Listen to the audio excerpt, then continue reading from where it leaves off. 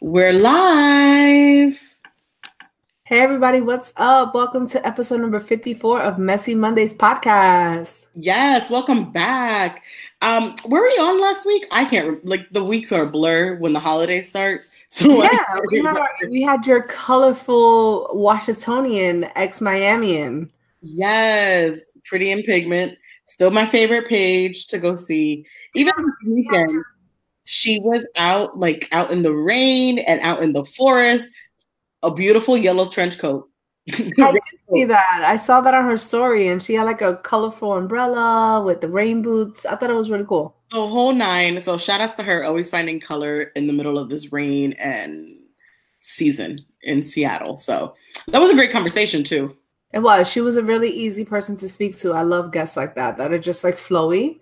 Versus people who are like, I'm gonna just answer you with one word. You're like, no, sir, you're supposed to speak. So it's like, it's really cool to have people that are genuine about their craft and that it's easy to have a conversation. So that's really cool. Make sure to check her out, guys, at Pretty in Pigment. That is her IG handle as well as the name of her website. Read her blog, follow her. She was an awesome guest. She was a fellow Latina, so support Latinas. And really good spirit, good energy, and hopefully when her and Marley go thrift shopping, they'll share some of those behind the scenes pics on their stories too. Oh, of course. And not even to mention that she posted on her story, she got a package called Cuban Mommy. I loved it, yes. And I texted her and I was like, do they make that in Dominican style? Because the Lord Jesus knows I could use some stuff. And it's a really good idea. Can you imagine? Because I heard of people who have like soul food restaurants in like Asia or like Alaska or like things like that, because they know that like military guys are out there and stuff like that. So they just miss American food. They miss traditional food from their culture. And I would think that it would be ideal to be able to ship stuff to people in different parts of the world.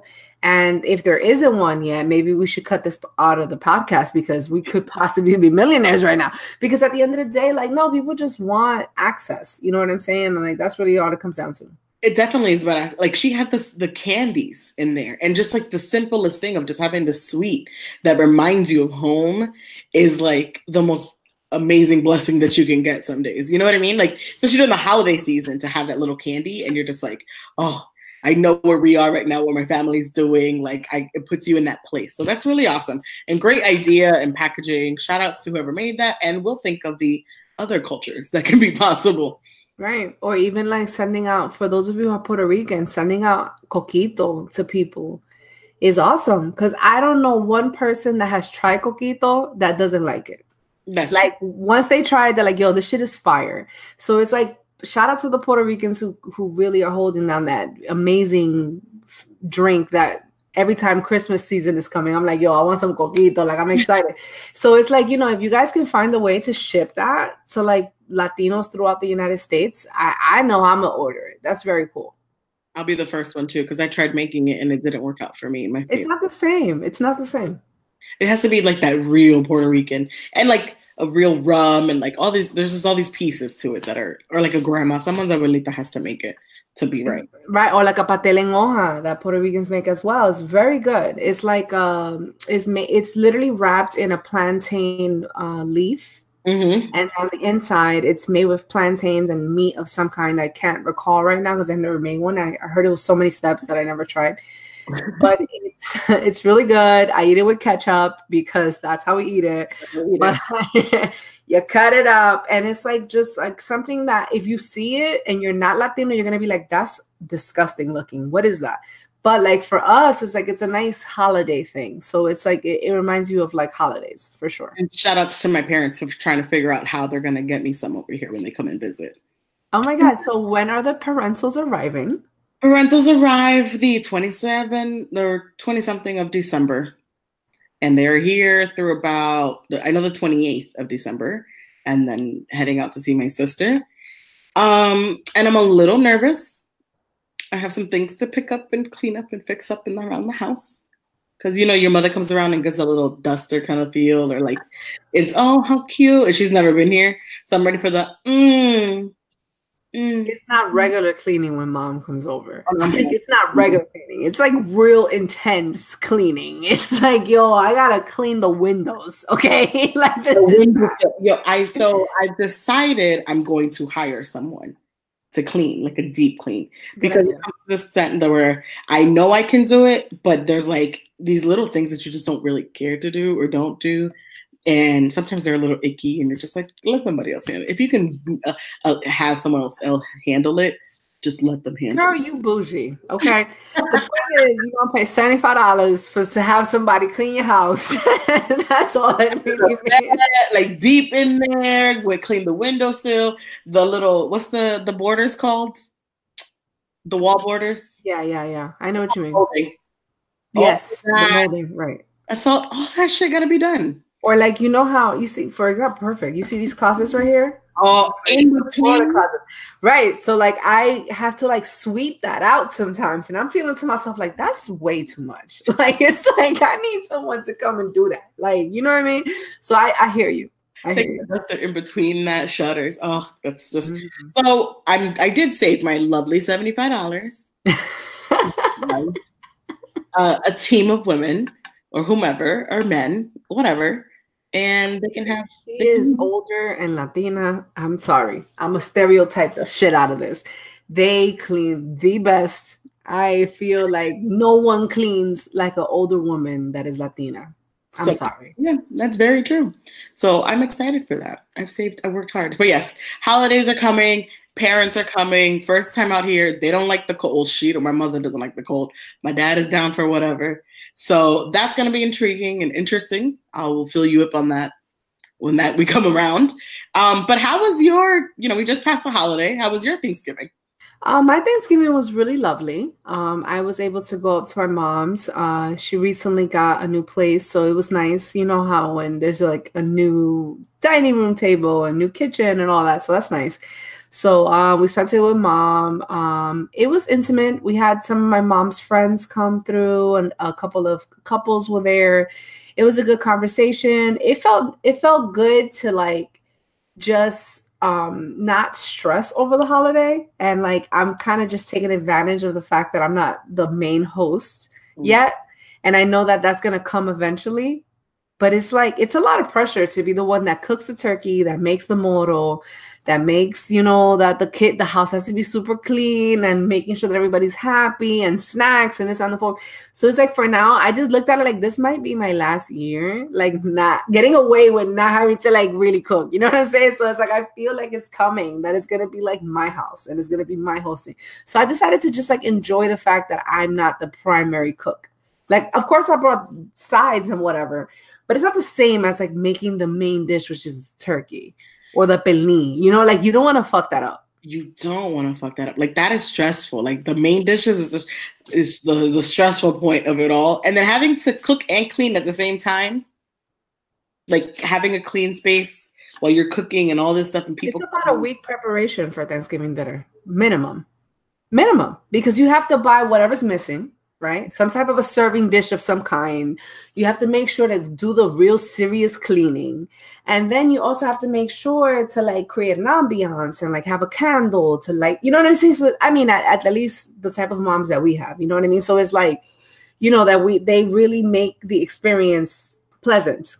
Which gives us those traditional, memorable Thanksgivings and holiday celebrations, which is why I ask people like, how do I dress before I go to your Thanksgiving? Like you ask like these questions, like, because we see it, like I know, you dress from head to toe and you buy a new dress or new outfit to go out there. So, you look clean at least. Yeah. At least look clean. You have to look clean and like look like you cared and you just roll out of bed. Like you should care and be clean. Pictures are going to be taken. You know what I mean? So it's like, yeah, it's like a family moment. Yeah, for sure. So you guys had a small intimate one. Do you think next year for sure it's going to be your turn? Like your mom's going to be like, I think it's going to be my turn because I kind of feel like I want to take it off for her. I felt a little bad for her because I'm like, she did so much. And I was just like, it's time for her to kind of be a guest. You know what I mean? And it's like, I'm already definitely an adult. So it's like, I really feel like I want to do that for her to kind of let her chill. That's one of the reasons. And number two, like my cooking skills have gotten so much better than when I was younger, because now, you know, number one, I'm in a relationship, so you can't be lazy. Like, you got to cook sometimes. And I'm not saying that because I'm some type of an oppressed woman. It's just that I feel like when you live with someone, you should provide food for them if you're going to cook, and you're not going to like cook some shit that tastes bad. You know what I mean? Mm-hmm. So it's like, you want to cook well. So that does help. And then also, like, there's some type of pride to it too, that it's like you enjoy making something that people enjoy eating. And, you know, when you live on a budget, which I'm very proud to say, I don't say that in an embarrassed way. I say it in a way of being a mature person. Like, you have to budget your life. You can't just go to restaurants 7 times a week and like just, oh, today I feel like having Carrabba's. You know what I'm saying? Like, you have to understand that life isn't like that. And it took maturity for me to kind of stop blowing money on food, because I was literally like blowing money on food. Trust me. See what I'm saying? So it's just part of maturity. So I guess it's kind of like a growth thing within myself. I mean, like, it's kind of adulting. You know what I mean? Yeah. When you have kids, like, you start cooking ASAP. But since I don't have kids, like, you kind of like can ride this wave a little longer. Yeah. So you know what I mean? Like, I feel like it's just part of growing up, and I just want to do it. And like, I want to give that gift to my mom. And I like the domestic role. I like to cook and stuff like that. Like, I've always been like that. Like, I'm one of those people that I invite my friends over and I'll make dinner. Like, I'm one of those people. So like, I would like to do it on a day that matters. You know what I mean? So that'd be cool. Another thing that I can say is that I also learned, I know this is bad, but since this is Messy Mondays, go ahead. Go to like dinners with other people and you see how dysfunctional they come across. You're like, oh, well, now you guys are not in a healthy relationship. Like, it's just like so weird. Dysfunctional in the sense of like how they kind of interact with others, or how they present, like dysfunctional just all across. I don't think you should ever belittle your partner in public. Maybe I'm a little old school, but I feel like that shouldn't happen. I think that you should control yourself and save that conversation for the car. You know what I mean? Like, don't sit here and like belittle someone in front of everyone. Like, that shit is not okay. And I witnessed that. And I was just like, yeah, that's not nice for those things. There's a time and place for things like that. But. And you speak about maturity, that sometimes that comes with maturity of when to handle or how to manage things. Because if you think of yourself 10, 15 years back, true, you might have almost done, you know what I mean? We might have almost done the same thing. But yeah, that's a tough one. Yeah. And I think for me, things like that are like embarrassing, and I get embarrassed for the person who's being embarrassed. Like, you're like, oh no, we can like that. So that's yeah, right. And it's a terrible feeling when you're embarrassed for a person in front of you. Like, I don't know how to explain it. Like, you just feel like, oh, I want to hide for you. Like, this is not fun. Yeah. Yeah. Well, I'm glad you guys enjoyed your Thanksgiving. I myself was still here in Washington, which is like my second Thanksgiving here. And it's been a little bit tough to kind of, last year, it was just easier for me to stay out here. This year as well. But this year I was adopted by a great friend, which is wonderful. And she, adopted me and brought me along to her family's Thanksgiving, which was like a nice, quaint, about 10 people maybe, including myself, maybe 12. So it was really nice. I've never met these people before. I've only knew my friend and her boyfriend. But they were super sweet and opened the doors for me, and I appreciated it. Beautiful home. Dinner was very interesting because and I appreciate my friend. My friend is very culturally aware of certain things and people and very open. So she did ask, like, what's a dish that you can't live without, or like, what's a dish you have to have for Thanksgiving? So I appreciated that. I told her, sweet. Yeah. I told her nothing, and then I told her I'd make it myself, if anything. And you say about being mature and cooking more and things like that and learning these recipes. For me, I was like, what's the one thing during Thanksgiving? Obviously, pernil is one, but I'm not going to make that. Nobody else. That's a lot of work. That's hours. Yeah. Hours of your day. And so I was like, okay. I can make a Dominican style potato salad, which I love. I love it. Was it the rusa one with purple or no? Okay. The one. Okay. Life. And my other option was to make a pastelón because I originally wanted to make pasteles, but we don't have the dough out here, which is a lot of work also. And I made a pastelón. So I found yellow plantains and, you know, I made la carne asada. Like I made everything. That shit was so dry. Really? Why? What happened? Where did you go wrong? Enough, like my meat didn't have enough like a sauce. Yeah. Moisture, and then los plátanos I didn't mash them enough, so it's still a little bit chunky. So I still had to figure it out, and I don't have a masher. So things are being an adult. I don't have a masher here because I like turkey, ground turkey more than I like ground beef.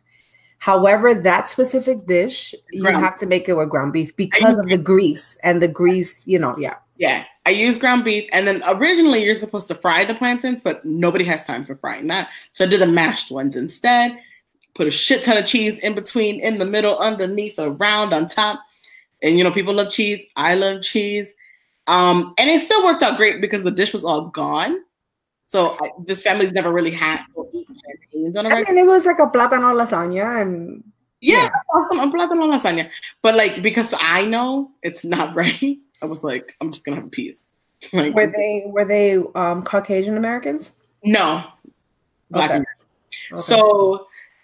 and they're like, I know that her family comes from like parts of like Louisiana, mostly Washington, Texas. So really cool. The potato salad, I kept it for myself to treat for which was great because you need those Thanksgiving leftovers. That's the best part. That was fantastic to feel like it was a leftover because I had it in the refrigerator. Anyways, her uncle made, you're gonna laugh. Her uncle made bacon wrapped rabbit. Yikes. You ever had rabbit before? I don't think I've had rabbit. And if I did, they didn't tell me it was rabbit. Dominican parents hide everything when you're eating. Yeah. Mm-hmm. No, I didn't eat it this time, but I've had it before. So it was like a unique kind of thing, but everything else was delicious. And everyone was sweet and grateful. And they ate my plantains, so I appreciated it. There was a moment in the evening where it got a little bit awkward because it's not my space. And a conversation arose where it seemed more family oriented and not a part of my opinion should be involved. But I talk and I have conversations. So I didn't know how to handle or how to place myself in that moment. What was the subject matter though? Subject matter was in regards to a family member who culturally identifies in one way, right? And their name is the name that they're given, but the name is not the most traditional name for us. So the family's having a discussion in regards of traditional names. And as that name should be changed to a more traditional Americanized name. And so that becomes a little bit more like, it's a great conversation, right? Because you start having this conversation about what does traditional mean to one person and what it means to another. And then it gets a little bit deeper because then there's reasons and purposes about this name and this thing and whatever. So I found it awkward where it became a little bit of more of a conversation, like a family related conversation. Does that make sense? I guess. I mean, of course, we're not going to go 100% deep into it. So was it like, if for layman's terms, the name wasn't ethnic enough and it should be more ethnic? Yeah. And then that expanded into something else? It expanded into something else. Exactly. Okay. I mean, I think it's weird when, especially when you have friends that you're close to, eventually you witness things that are just like, oh, maybe I shouldn't have been here for this conversation. But it's part of being close friends, you know? Yeah. It's like the first time you got smacked in the face in front of your homegirl. We all have those memories, not just me. Straight up, my mother smacked the shit out of me in front of my friends. So it's like it happens, you know, and it's a bonding moment in a sense. So you bonded with your friend, you know what I mean? Yeah. It is. But then like you don't want to like say something to offend anybody, especially because it's not your own ethnic background, and sometimes you have to tread lightly.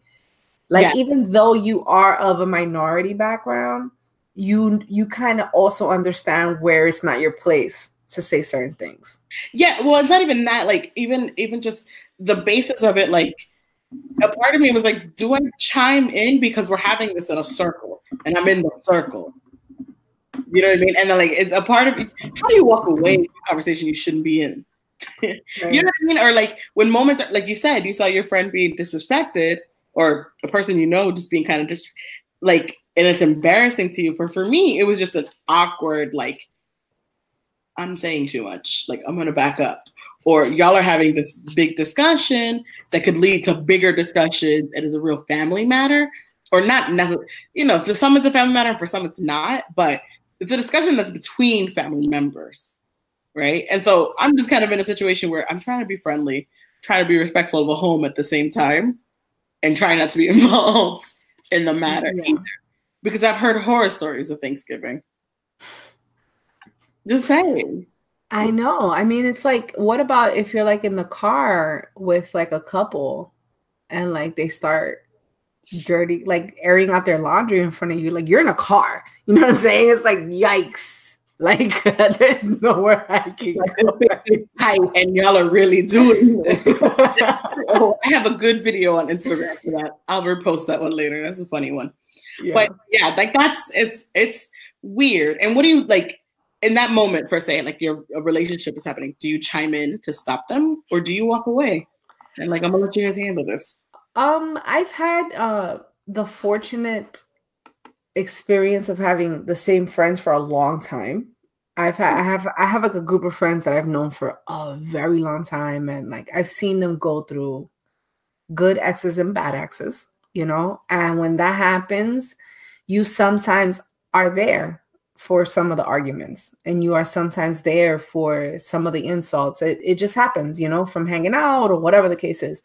What I've learned is that it's best to stay out of it unless something's out of control. Like if something's starting to get out of control, like it's okay for you to be like, yo, guys, I think y'all need to chill. You know what I'm saying? Like just wait a second, or maybe I should leave, because it can escalate to a point where think about it like this, if that person was comfortable enough to get to that point in front of you, is because they already are in another space mentally. You know what I mean? So it's like that can just like become this whole other shit. So it's like, I just, without having to put anybody's business out there, like I've been in relationship drama situations because my friends weren't with the right people. You know what I mean? Because then that created this toxic shit. But like now that I see a lot of my friends in better, healthy relationships, this type of thing doesn't happen anymore. You know what I mean?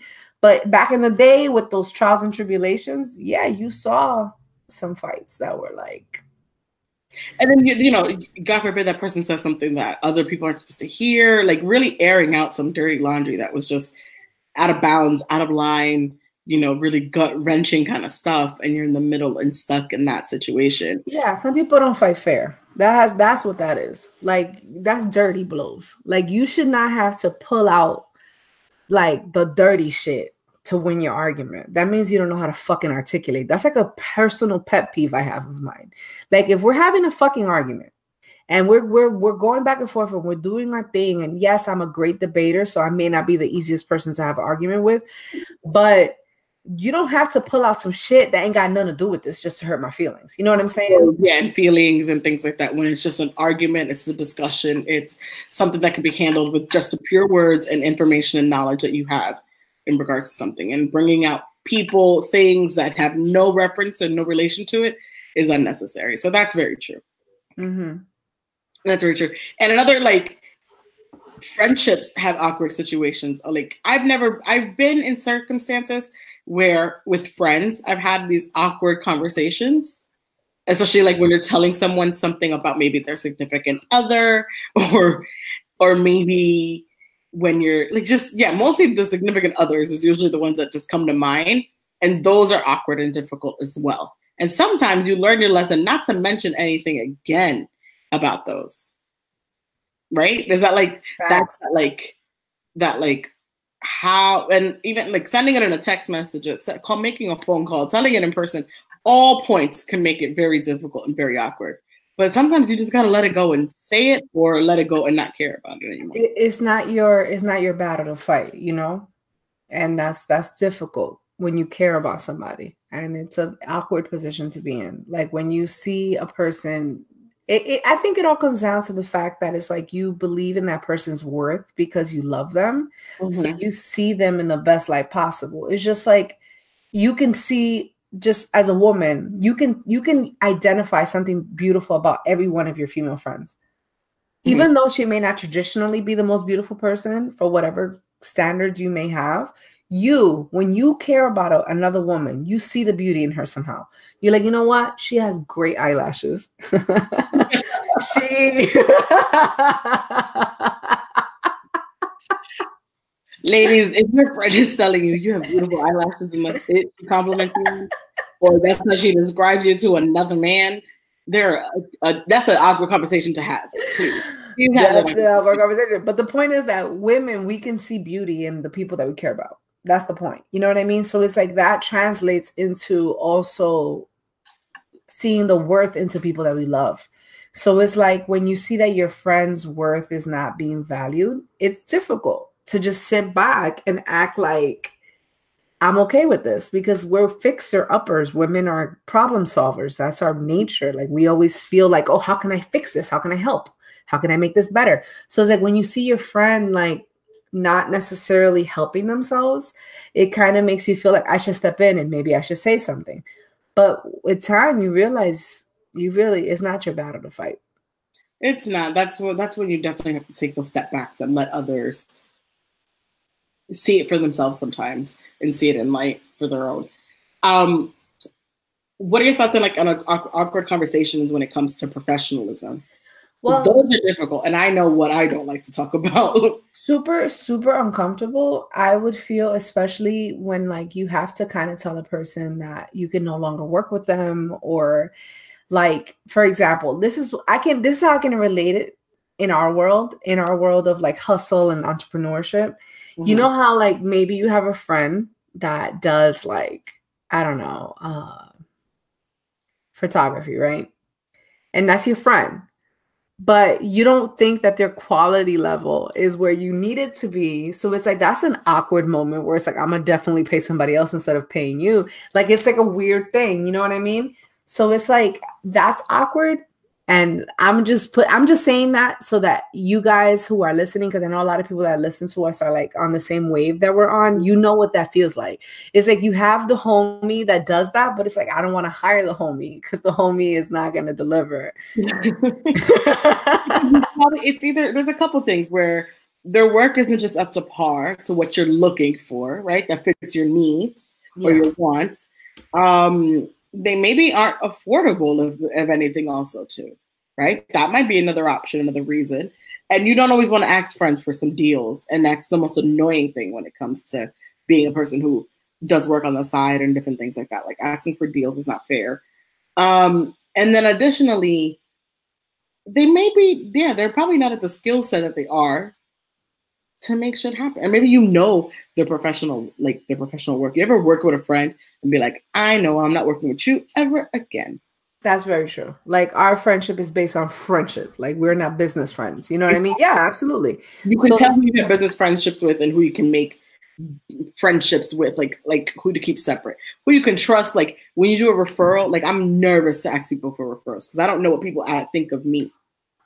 Do you get what I'm saying? Yeah. Like, and I don't always like being asked for referrals either, because not everyone I've actually worked with, or they have sketchy resumes that don't fulfill things. You know what I mean? Like there's those aspects of it, a lot to it. I have no problem referring someone to someone, because if you satisfy me, I'm one of those people that I'm going to refer you. Like, yeah, this person did a great job, no problem. Because like if you really do research into how business works and how sales works, the most powerful tool in the world till this day, fuck Instagram, fuck the internet, all that. The most powerful tool in the world is word of mouth, period. That's why Yelp blew up. You know what I'm saying? So it's like people like to hear firsthand experience from an individual that experienced it, and that's a real review. We live in that type of society. So even though we have all the technology happening, people go to people that their people go to. So it's like if I have a person that I fuck with and I'm like, nah, I like this person, I go with it. I'm one of those people that I will share it and I will tell you, because I believe that you got to pay it forward. If a person is good at something, then show them the love. You know what I mean? Like, I have no problem doing that. But I hear what you're saying. What I won't do is that I won't refer someone just because I know someone who does it. I won't refer them if I don't think it's up to par. Be like, nah, I'm not sure. You know what I'm saying? Like, I don't really have a contact for that. But word of mouth is still very powerful. So if you have a homie out there, ladies and gentlemen, that's like on point, refer your friend, because that's how your friend is going to blow up. Yeah, and most referrals happen organically when a friend's like, hey, I see this job that I know that you would be great for, or my company's hiring, you know, I think you should look into it, or here's this project I think you'd be great for. Like, I've had those, and I've done those for a lot of people too. Even when I'm one of those friends who randomly, if I see a job, and I know it's not for me, I'll literally take that link and just email it straight to a friend. Like, I'm that person, like, just take an email and send it off. Right. Or if someone posts something, like, just send it off. So those kind of things. But professional awkward conversations, I think sometimes you have to be to the point. Right. And I actually read an article on Forbes.com. I'm a big fan of Forbes.com, by the way. I feel like I get a lot of gems from there. And you also get a lot of inspiration. On the vision board for myself. There you go. Now, they had a really great article that was called The 10 Commandments of Delivering Bad News. And I thought it was cute because it said the 10 Commandments, and I like to play on the words and the message behind it. But basically, this is just explaining to a person who is coming from a place of a managerial standpoint, or like a business owner, or a person that's overseeing someone. Sometimes you have to deliver information that's unfortunate. So I will run through this quickly. It says the 10th commandment is, thou shalt never surprise. Bad news should never come as a surprise. Failure to warn the leadership or implementing bad news, such as poor sales or loss of a major client, is a cardinal sin. You have to be transparent and tell people what's going on. There's nothing worse than being blindsided. Now, the 9th commitment is, thou shalt never delay. Delivering bad news with due speed without unreasonable delay is critically important, because then it sounds like you're just avoiding a bad conversation and we're wasting time. The 8th commandment is, thou shalt never hide the facts. Sometimes people withhold information out of fear or to save face. That shit just ends up biting you in the ass. The 7th commandment is, thou shalt always put it in writing. In most organizations, it has become mandatory to keep a detailed record of any meetings or warnings associated with bad news. I feel like that's major key, guys. Major key. Now, the 6th commandment is, thou shalt always justify. When delivering bad news, it is critical that you justify. Bosses and subordinates increasingly have an issue because they want and they expect to they even demand the bad news to be delivered with an explanation. Now, the 5th commandment is, thou shalt always look for the silver lining. Find positives associated with the bad news. Now, the 4th commandment is, thou shalt always bring solutions. When delivering bad news, present solutions or actions to plan to solve the problems that will lead to the bad news, so that you can recuperate from the bad news. The 3rd commandment is, thou shalt always remember your multiple audiences. It often gets overlooked in delivering bad news that there are usually multiple audiences involved. Let that simmer for a second, guys. Everyone doesn't receive information the same way, and everyone is not a passive or easy employee. You know what I mean? Everyone has a whole different way of reacting to shit. Mm-hmm. Now, the 2nd commandment, thou shalt always follow up and follow through. After the bad news is delivered and solutions are identified, track any progress made in solving the problems that led to the bad news. Now, it says the 1st commandment is, thou shalt always treat people with respect and dignity. This commandment, while almost always is emphasized, is not always practiced in organizations. So it's very important to lead with respect. And I'm a huge believer in that, because I've had superiors that treat you as if they don't respect you. Mm-hmm. And what that does for me is that I give you a half-ass job, and I kind of have an attitude. We believe you. We believe you, ma'am. For me, what's interesting, what you said is like not everyone receives the news the same. And so in my recent experience, and those who don't know, I've been laid off recently, it did it in a full room of people. You're talking about 30 professional people in one space. And so although it was not a surprise, but a surprise at the same time, the way it was done was kind of like an what's the word? An untraditional kind of format of doing it that I've ever experienced. And this is my first experience with this. But I can definitely tell you not everyone handled it the same. Because there are people who went further on top of these things, right? Because they didn't have the one-on-one conversation. They were like, okay, well, then my lawyer will have that one-on-one conversation with y'all, right? Because they didn't feel like they got all the information. They didn't get everything they were supposed to get. There was no negotiation or discussion about this. It was just full-blown. And this is a senior person who reacted in that format. So that's you know what I mean? Like they didn't feel like they got closure. They didn't get closure for it at all. Yeah. And it was just this big occurrence that just happened. And again, part of your 10 commandments, they dropped it just in midair without warning. There was no lead up time. And usually not a lot of things do, but this had no lead up time to it. There was no preparedness for this. So that's why it makes it even more difficult when it's you're not unaware, right? And it's kind of feels like they don't care in a sense. Exactly, because you put in a lot of work and things like that.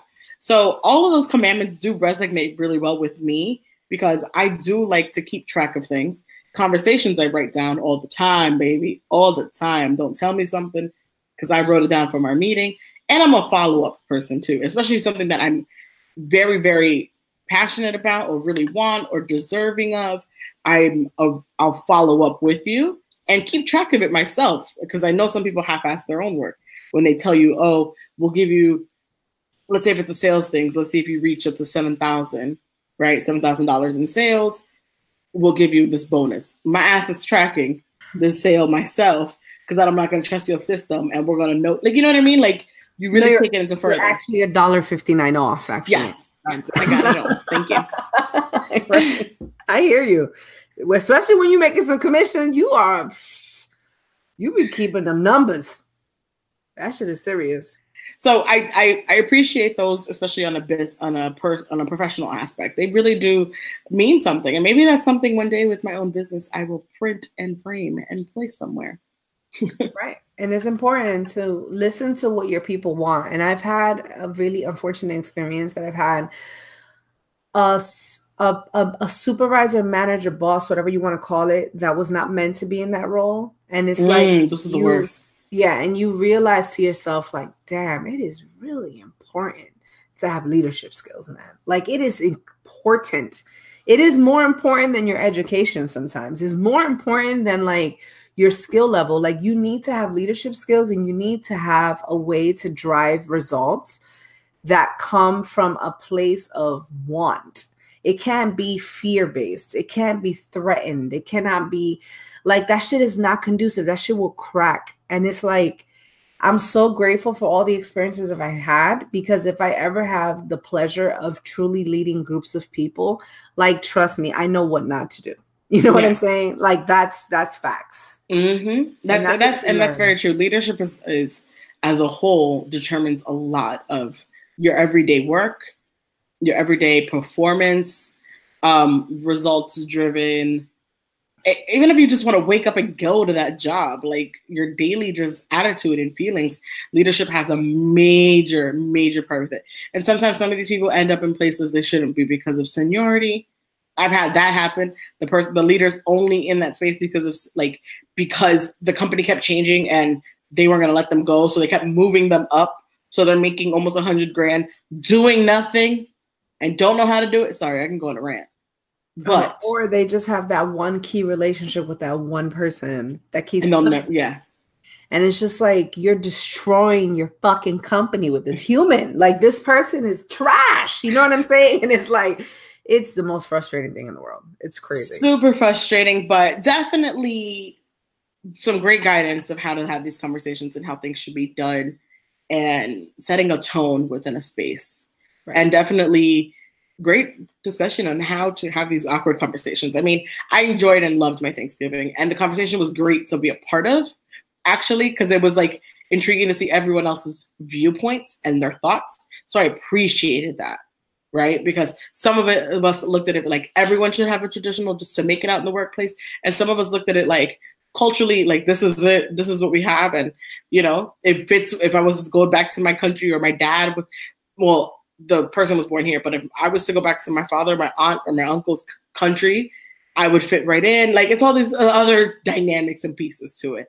Right. So it was interesting and a great conversation to have, and I appreciated, and a great Thanksgiving. Yeah, and it was food for your brain and your belly. Yes. Oh, I like. Yeah, those are the best moments. Now, speaking of crucial conversations, now let's think about a crucial conversation of getting over someone cheating on you, or deciding I'm going to stay with you after you cheated. As you guys know, for those of you who have followed us at Messy Mondays podcast on Instagram, a messy question was posted today to just hear what you guys thought. And the conversation was about, are couples stronger once they've dealt with infidelity and they decided to stay together? Now, the question that we posed was, is it possible to build a stronger and better relationship after someone has cheated? Now, this is an interesting dynamic, because normally when you hear of people cheating, you always say, oh, you know what, that's it, it's over, whatever. But we're looking at the other side of the coin, the people who stay together after the infidelity. Does that now mean like you really know this person? You know what I mean? Like now we are really transparent. So we have a few comments.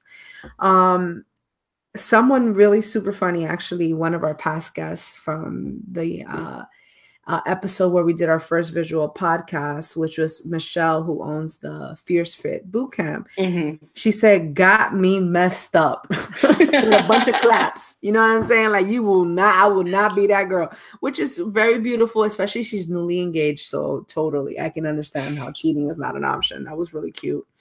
Now, as far as a really interesting response that we got, some of the most influential and important couples in my life have relationships and have survived cheating.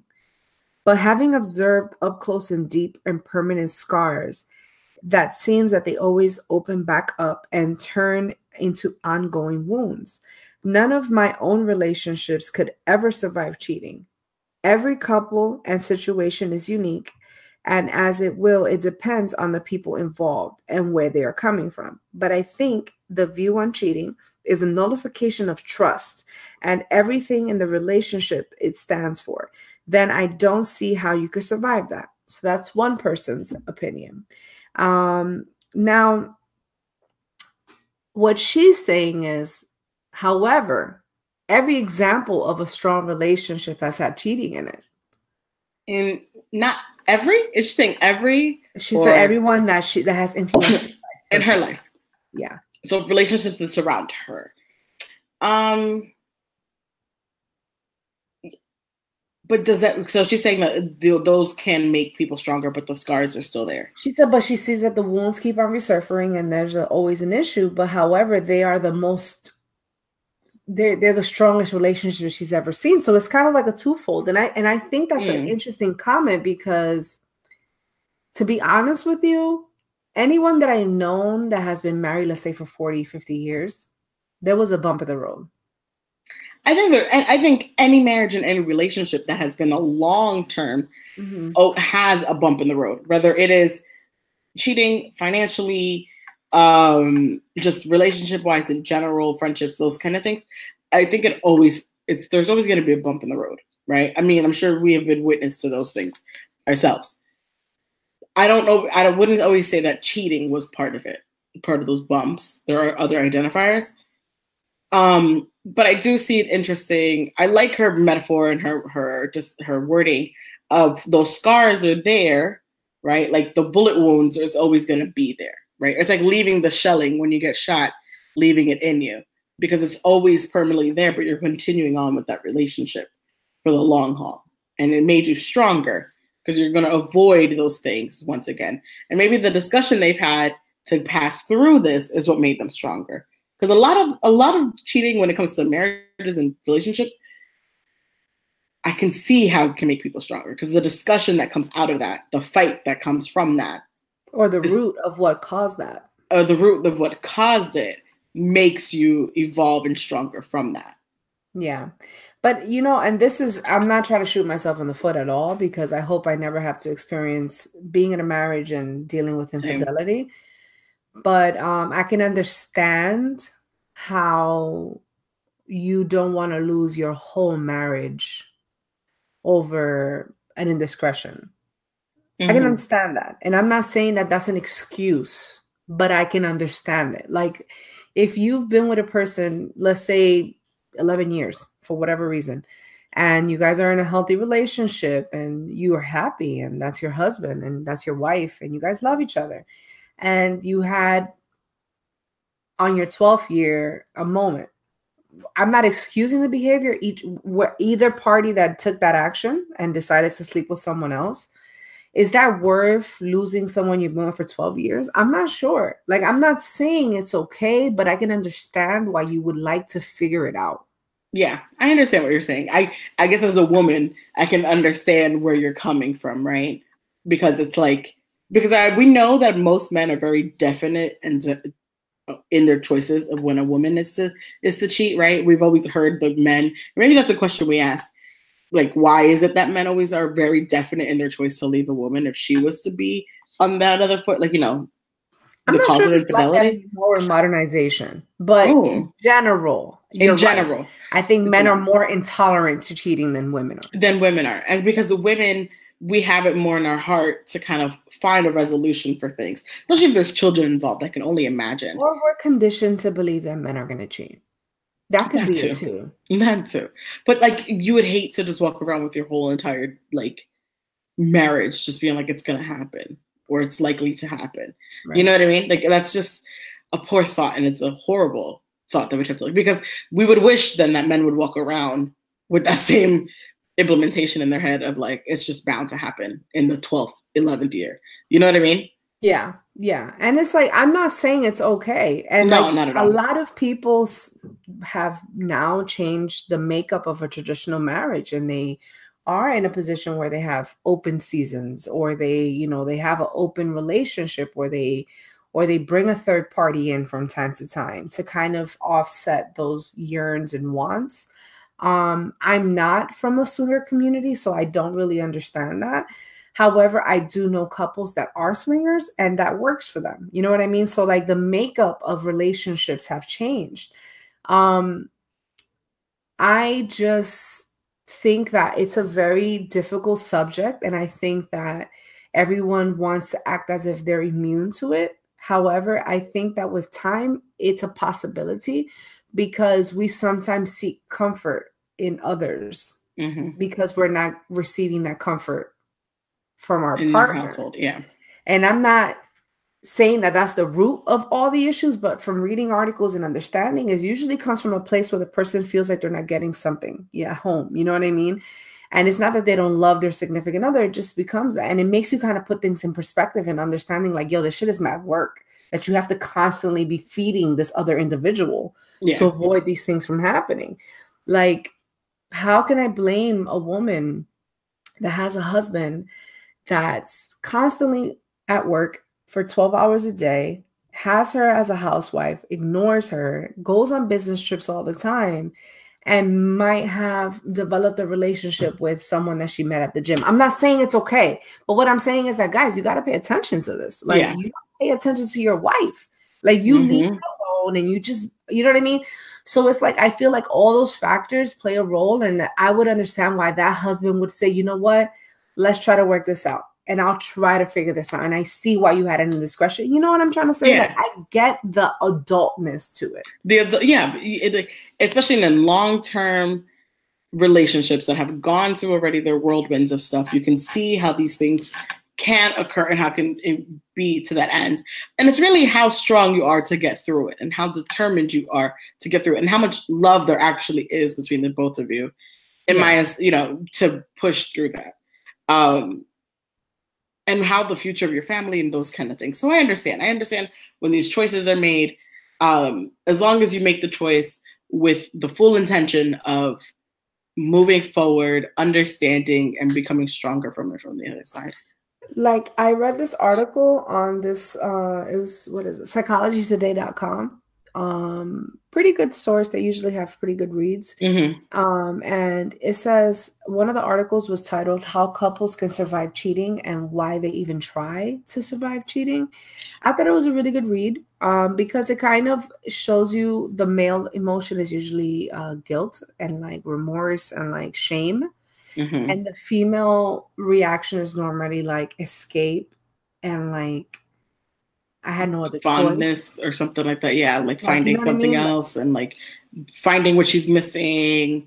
It's Something's a very not there. dynamic what triggers either party. You know what I mean? So it's like that kind of teaches you how to understand your partner. You know what I mean? And it's like, and it's not always about gender roles. Like if, let's say, you're in a gay relationship, one individual might be a little bit more emotionally in tune than the other. Like you have to look at all those factors. So what I found that was interesting, men are still leading the way in cheating. 25% of men in marriages are likely to cheat. 11% of women are likely to cheat. And what we're trying to understand is why infidelity is taking place. So I think that with this new, and I hate to sound like I'm judging, but this new fluid labeling of relationships and gender fluid roles. Sexuality kind of thing. Yeah. Fluid gender. Yeah. Now that that's being thrown in the mix, like, how is that going to work when it comes to marriage? You know what I'm saying? It's like, well, I think that ties in to people who have open relationships, swinger relationships, polyamorous relationships. What's the other one where you have multiple wives? Polygamy. Polygamy. Like, I think that ties into that same spectrum and that same realm. Like you can. Where's the culture where the women have multiple husbands? I'm saying. I've never seen that, but I think that's where polygamy comes along with it. Because polygamy is when you're having that with the multiple wives. No, that's that. Wait, hold on. Polyamorous was the word I'm thinking. Sorry. Polyamorous is when the girl can have more than one boyfriend, and the boyfriend has more than one girlfriend. And that's it. And it doesn't have to be gender specific. No. So that's where I think gender fluidity can fall into that spectrum. I'm just saying. I feel super old school when I hear. We're just out here learning. Some days, I'm just out here learning. Some days, I have this thing where like, no, we're just gonna be a traditionalist. Like life is just gonna be this one little road of tradition, right? And then you have conversations with people, you're like, okay, I get it. Like, all right, I understand. Like, you know what I mean? You start really like understanding people's livelihoods and why they're things like that. You said, swingers, like you're like, I get it. I understand why. But damn, I'm such a prude and such a traditionalist. Like weird, you know what I mean? They can get that in their head. But things happen. People happen. Things do happen. And I hate to say this without facts. But one thing I have noticed is there's always one party in the relationship that's more into it than the other. Oh. And the other is just like doing it to satisfy the greater good in the relationship. You mean their relationship itself? Like, yeah. One party is more into the freedom than the other. You know what I mean? The freedom of the. Yeah. Oh, I thought you meant one person is into the relationship more than the other person into the relationship. Because I can spot those from a mile away on Instagram. I think that I love it how Instagram is the source. I think that it's interesting that I think that it's normal for there to be stages. And I think that there's a stage where one party is more into the other. Mm-hmm. I think that's healthy. Like there's high and low seasons. Like it's very rare when both parties are on a super high season together. And that usually happens early. You know what I mean? But like once you like got like past the honeymoon phase. Yeah. Like there's always gonna be a season where one party is more into it. Very true. The honeymoon phase is what kills me on Instagram some days.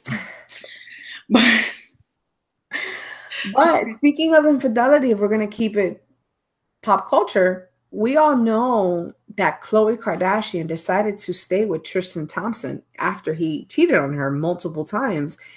And they're still together. You know what I'm saying? Like, people expected her to be like some type of vigilante against like this whole situation. And I saw the episode and she's giving birth. Like, I can only imagine putting myself in her shoes in that circumstance, and that to happen, and then I have the father of your child in that space because you're mad at that moment. Right?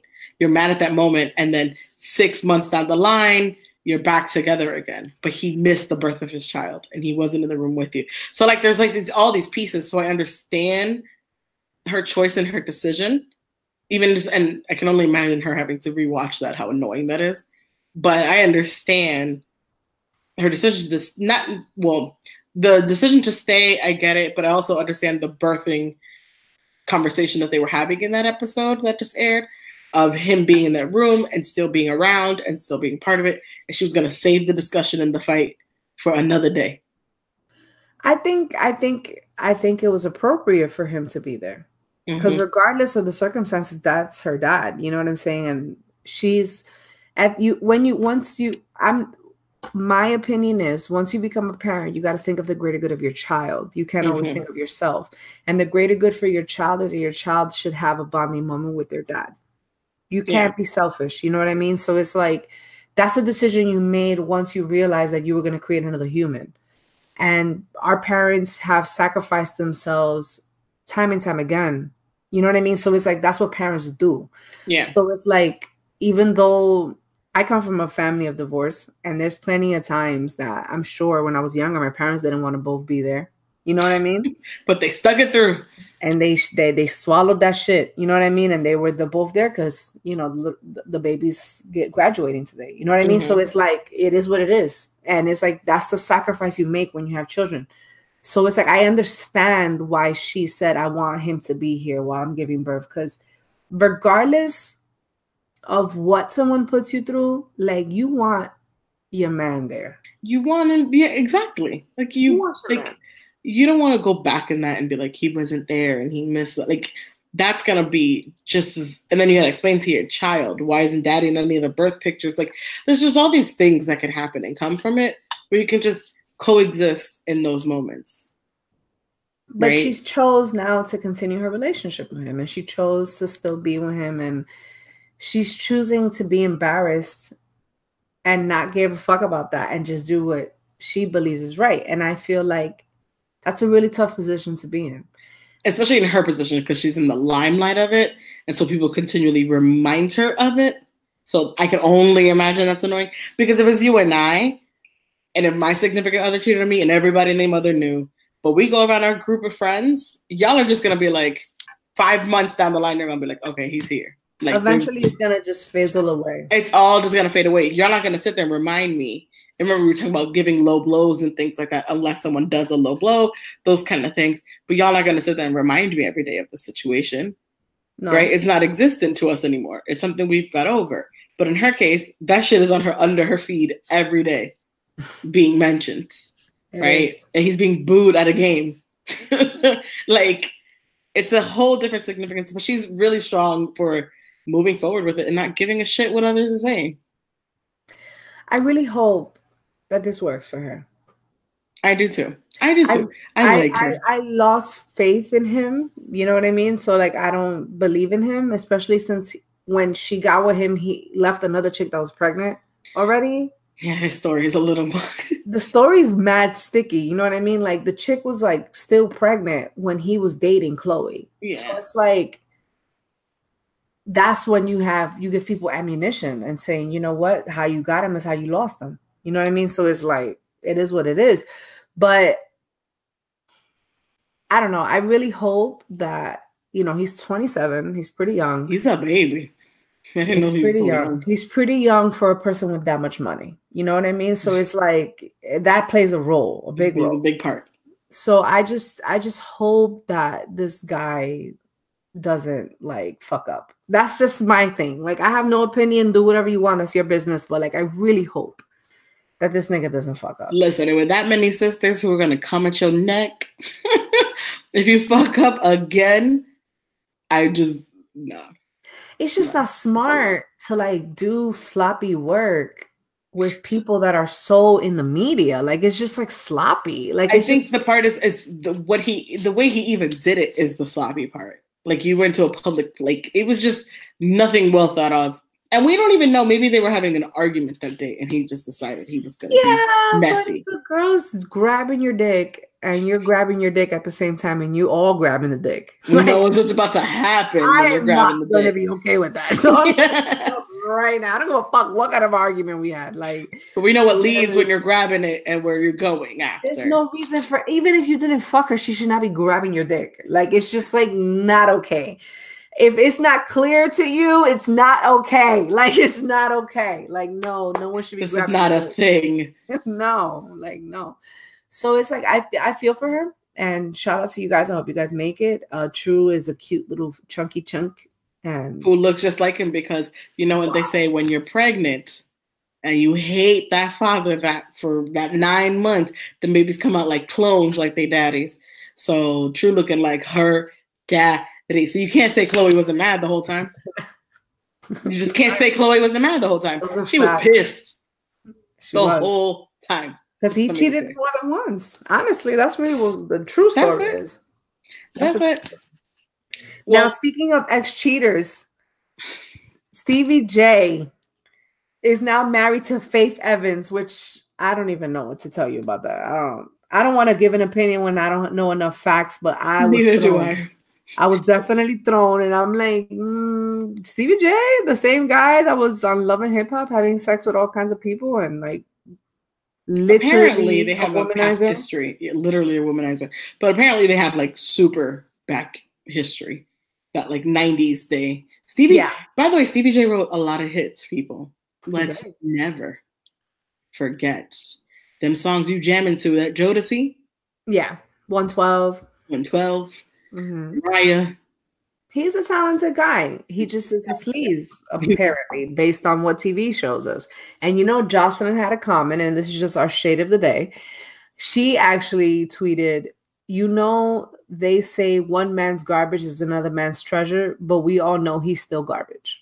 That was her opinion on her ex, Stevie J. And I think it's funny how all these storylines are just unraveling on Love and Hip Hop, because like they were supposedly married. Obviously, they were never married.